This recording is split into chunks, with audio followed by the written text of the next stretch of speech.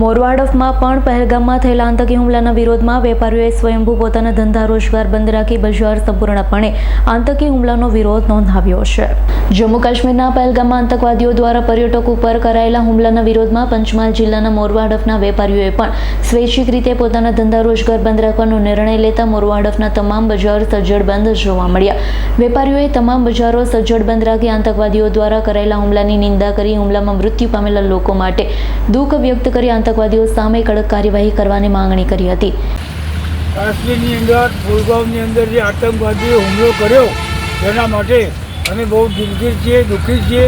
એ બાબતે મોરવા હડફના તમામ બજારો આજે બંધ રાખેલ છે અને એમાં અમારો બહુ દુઃખ અનુભવીએ છીએ અને એનો અમે વિરોધ કરીએ છીએ કે આ પ્રમાણે આતંકવાદ આપણા ભારતમાં ચાલવો જોઈએ નહીં, એનો સદંતર નાશ થવો જોઈએ।